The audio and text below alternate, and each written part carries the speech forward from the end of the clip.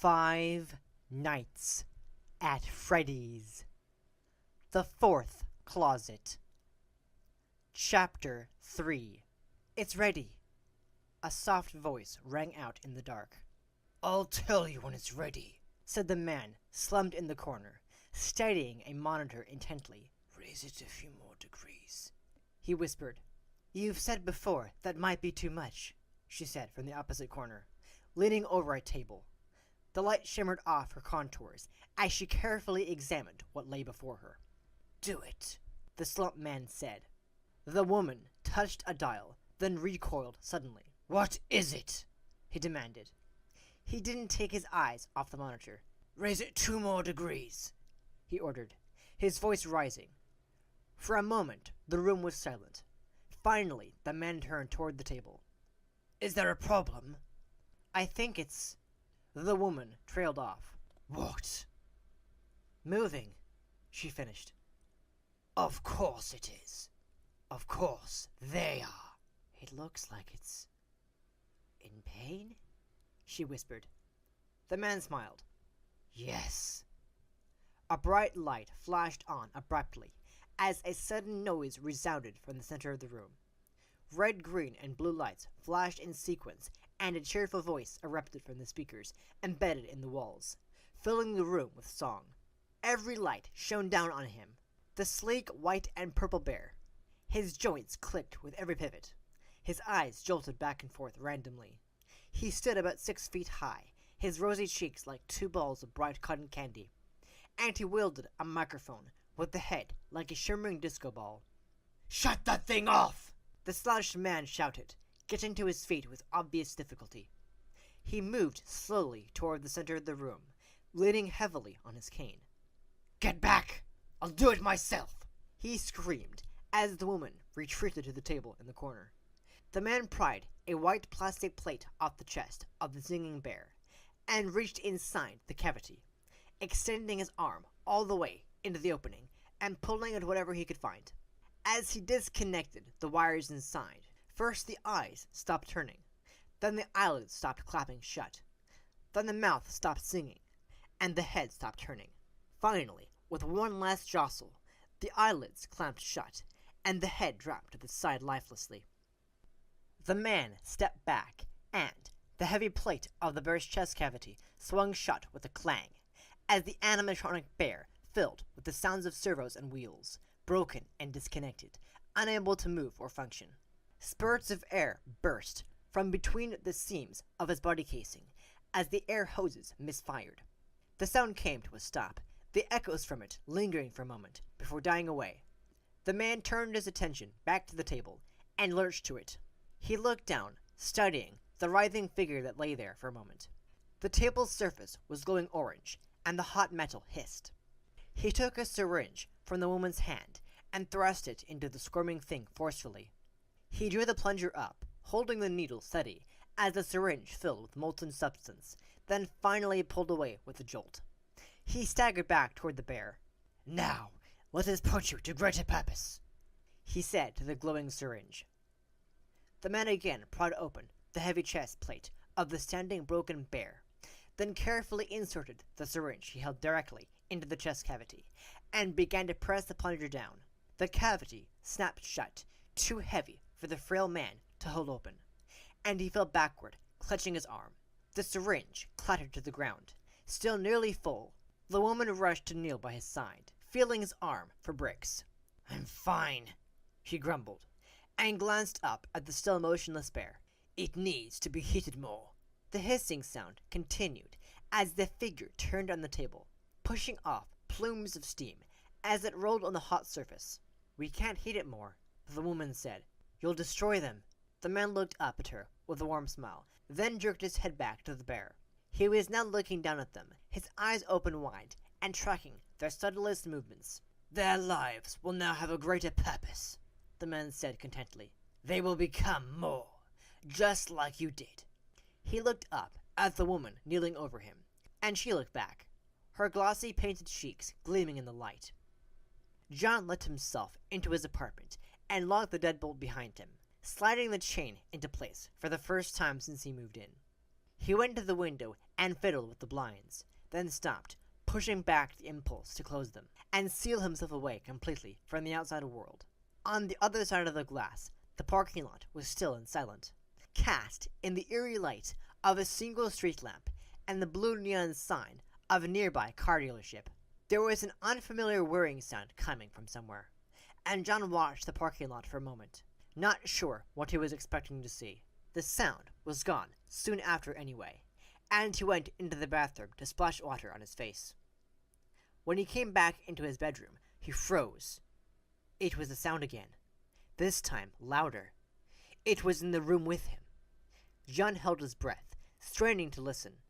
It was a quiet noise, the sound of something moving, but it was too regular, too mechanical to be a mouse. He flipped on the light. The noise continued, and he slowly turned, trying to hear where it was coming from, and found himself looking at Theodore. "Is that you?" he asked. He stepped closer and picked up the disembodied rabbit's head. He held it to his ear, listening to the strange sound emanating from inside the stuffed creature. There was a sudden click, and the sound stopped. John waited, but the toy was silent. He put Theodore back down on the dresser and waited for a moment to see if the sound would begin again. "I'm not crazy," John said to the rabbit, "and I won't let you or anyone else convince me that I am." He went to his bed, reaching under the mattress with a suspicious glance at the toy rabbit, suddenly feeling watched. He took out the notebook he had hidden there, and sat back on the bed, looking at its black and white cover. It was a plain composition notebook, the kind with a little place on the front for your name and the class subject. John had left that blank, and now he traced the empty lines with his finger, not really wanting to open the book that had sat, untouched, beneath his mattress for nearly 3 months now. At last he sighed and opened to the first page. "I'm not crazy," he spoke to the rabbit again. "I know what I saw." Charlie. He filled up the first page with nothing but facts and statistics, of which he knew embarrassingly few, he realized. He'd known Charlie's father, but not her mother. Her brother was still a mystery.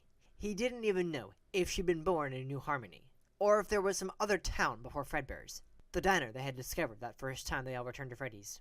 He had painstakingly written out their shared history, childhood and Hurricane, then the tragedy at Freddy's, then her father's suicide. She had moved in with her Aunt Jen after that. As he wrote that down, John realized that he had never known where Charlie and Jen lived, close enough to Hurricane that she had driven rather than flown there for the dedication of Michael's memorial scholarship, nearly 2 years ago. But it seemed odd that she had never even mentioned the name of the town where she now and then lived. He flipped through the pages. They grew less and less sparse as he had continued, the details filling in more and more as he called them over and over to mind. He had scribbled whole scenes of memory, like the time he put gum in her hair, thinking it would be funny. Charlie had stared at him with an impish look on her face, as their first-grade teacher cut it out of her hair with little blue-handled safety scissors. Charlie had managed to retrieve that clump of hairy gum from the trash when no one was looking, and took it outside with her during recess. As soon as they were out of the door, Charlie grinned at John. "I want to give you your gum back," she said, and the afternoon became a game of chase. As they careened around the schoolyard, Charlie determined to shove the hair-encrusted piece of chewing gum back into John's mouth. She had not succeeded. They were caught, and both given time out. John smiled as he read the scribbled version of the story. It had seemed important to start with their childhood, to ground himself in the Charlie that was, and the John that was as well. Now he sighed and flipped ahead. In the later pages, he had tried to capture everything about her, the way she moved, the way she spoke. It was hard. The more time passed, the more the memories would be John's memory of Charlie, and not Charlie, and so he had written down as much as he could, as fast as he could, starting 3 days after that night. There was the way she walked, self-assured, until she realized someone was looking at her. There were the non-sequiturs she tended to toss out every time she got nervous around people, which was often. There was the way she sometimes seemed to sink into herself, as if there were another reality going on inside her head, and she had stepped momentarily outside this one and into somewhere he could never follow. He sighed. "How do you check for that?" He flipped the notebook over. He had started a different set of thoughts from the back. What happened to Charlie? If the woman at Carlton's party, the woman who had appeared so suddenly at the diner, was not Charlie, then who was she? The most obvious answer, of course, would be her twin. Charlie had always referred to a boy, but Sammy could easily be short for Samantha, and the memory Charlie had confided in him of Sammy being taken from the closet was a kidnapping, not a murder. What if Charlie's twin was still alive? What if she had not only been kidnapped by Springtrap, William Afton at the time, but raised by him? What if she had been shaped and molded by a psychopath for 17 years, primed with all the knowledge Springtrap could glean from Charlie's life, and now she had been sent to take Charlie's place? But why? What would be the point of that? Afton's fixation on Charlie was disturbing, but he didn't seem capable of anything so elaborate, or for caring for a human child long enough to brainwash her. He had written out a dozen other possible theories, but when he read them over now, none really felt right. They either fell apart upon scrutiny, or, like the imagined Samantha, they made no real sense. And, in all cases, he could not match them to the Charlie he had met earlier that night. Her sorrow and her bemusement had seemed so real. Picturing her face now raised a dull ache in his chest. John closed the book, trying to imagine for a moment the situation reversed. Charlie, his Charlie, turning from him, insisting that he was not himself, that he, the real John, was dead, and fell apart. He would feel the way Charlie had looked tonight, pleading, hugging herself, as if it was all she could do to hold herself in one piece. He lay back on the bed, holding the book to his chest, where it sat, heavier than its weight. He closed his eyes, clutching the book like a child's toy, and as he drifted to sleep, he heard the sound from Theodore's head again, the worry, and then the click. The next day, John woke up late and filled with a ruthless dread.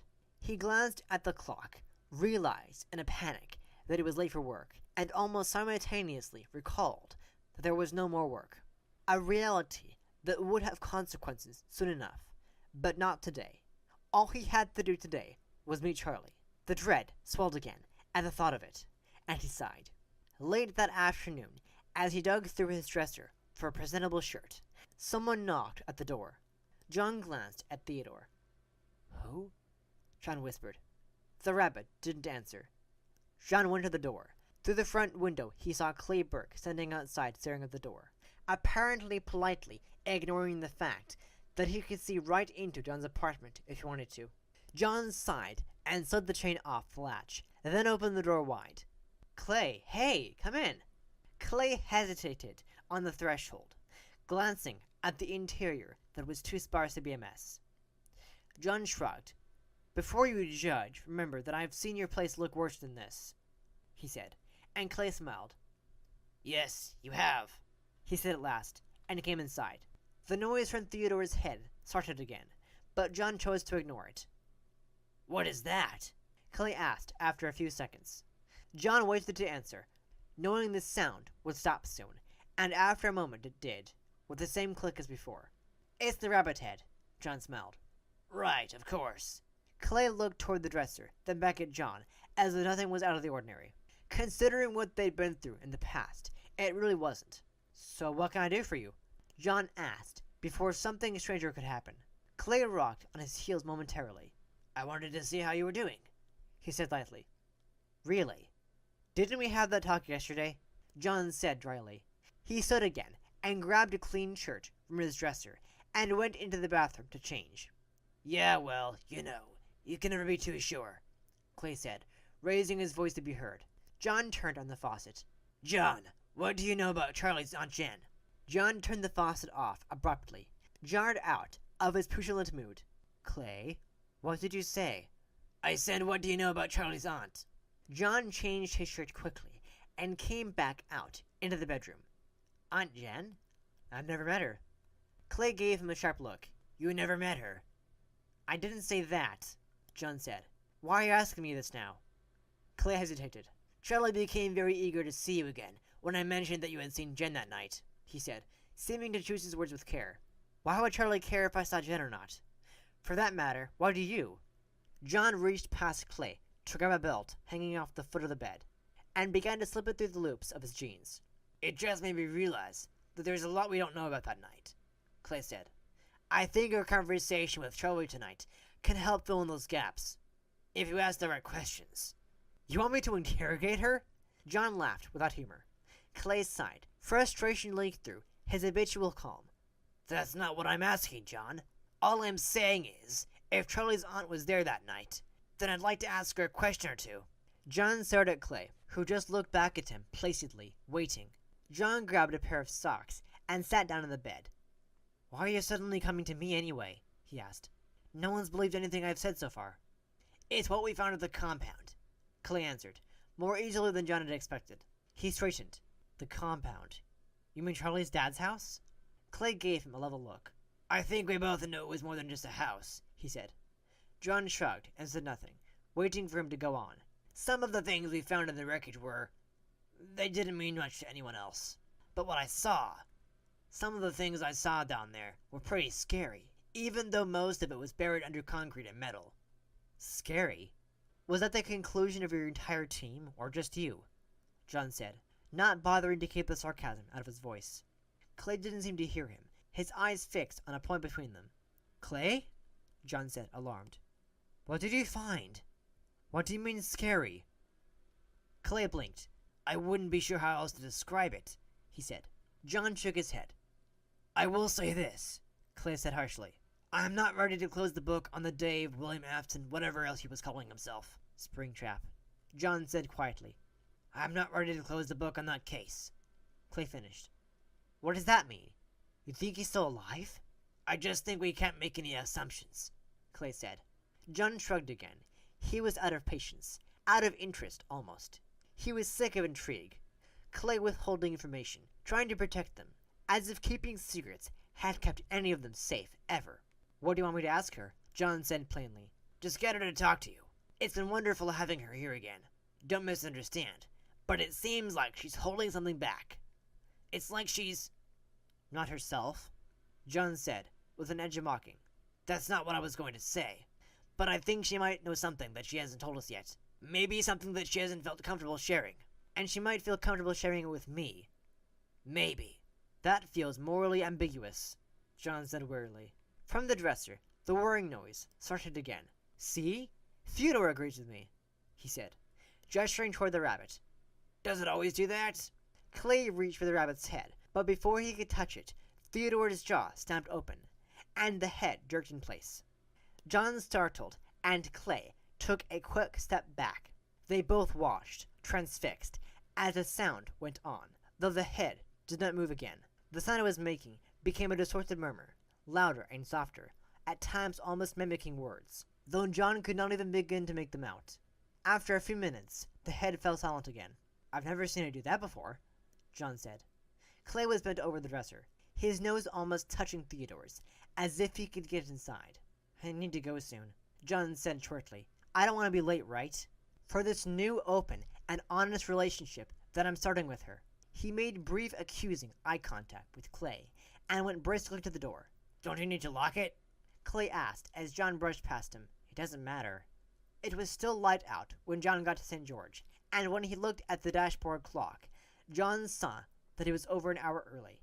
He parked in the restaurant lot anyway, and got out, glad for the opportunity to walk around and burn some nervous energy. He had avoided St. George, the town where Charlie and Jessica had been in college. Jessica probably still is in college, he thought, with a pang of guilt. I should know basic stuff like this. He walked past a few storefronts, heading semi-consciously for the movie theater he had been to with Charlie the last time he was here. Maybe we can go see a movie after the dinner and interrogation. John stopped short on the sidewalk. The theater was gone. Instead, two gigantic clown faces grinned at him from the windows of a gleaming new restaurant. The faces were almost as large as the wide front window, painted on either side, and above them was a sign, in red and yellow neon letters, "Circus Babies Pizza." The neon lights were on, glowing uselessly in the daylight. John stood motionless, feeling like his sneakers had fused to the parking lot. A group of kids rushed past him on their way in, and a teenager bumped into John, breaking him out of his daze. "Just keep walking, John," he muttered to himself, turning to move away. But he stopped again, after only a few steps. "Just keep walking," he repeated, in a sterner tone, and turned to face the restaurant defiantly. He approached the front door and pushed it. It opened into an empty vestibule, a waiting area where smaller versions of the clowns out front smiled crazily from the walls, and a second door read "Welcome" in painted cursive letters. There was a familiar smell in the air, some particular combination of rubber, sweat, and cooking pizza. John opened the second door, and noise exploded. He blinked in the fluorescent lights, bewildered. Children were everywhere, screaming and laughing, and running across the floor, and the jingles and blips of arcade games sounded discordantly from around the room. There were play structures, something like a jungle gym to his left, and a large ball pit to his right, where two small girls were throwing brightly colored balls at a third girl, who was shouting something he could not make out. There were tables set up in the center of the room, where he noticed 5 or 6 adults talking to one another. Occasionally, they'd look over their shoulders at the chaos surrounding them. At the stage in the back of the room, its red curtain closed. A chill went down his spine, and he looked around again with a terrible deja vu at the playing children and complacent parents, twice stopping just in time to avoid tripping over a game of tag. The curtains were brand new, the red velvet plush and gleaming in the light, and trimmed with golden ropes and tassels. John slowed his pace as he got closer, the pit of his stomach tensing with an old familiar dread. The stage floor was about level with his waist, and he stopped beside it and glanced around, then carefully grasped the thick curtain and began to pull back. "Excuse me, sir." A man's voice came from behind him, and John straightened like he touched a hot stove. "Sorry," he said, turning to see a man wearing a yellow polo shirt and a tense expression. "Are you here with your children, sir?" he asked, raising his eyebrows. The shirt read Circus Baby's Pizza, and he was wearing a name tag that read Steve. "No, John paused. "Yes, several children. Birthday party, you know. Cousins, so many cousins. What can he do?" Steve was still looking at him with raised eyebrows. "I have to go meet someone. Somewhere else," John said. Steve gestured to the door. And that is the end of Chapter 3. Thank you for listening to this chapter of Five Nights at Freddy's, The Fourth Closet. I really hope you enjoyed listening to it. If you didn't enjoy it, don't forget to hit that like button. And if you're new to this channel, subscribe and click that bell icon so you'll be notified whenever I upload a new video, and to know when the next chapter of this novel will be going up. And I'll be back next week with the next chapter. Alright? See ya.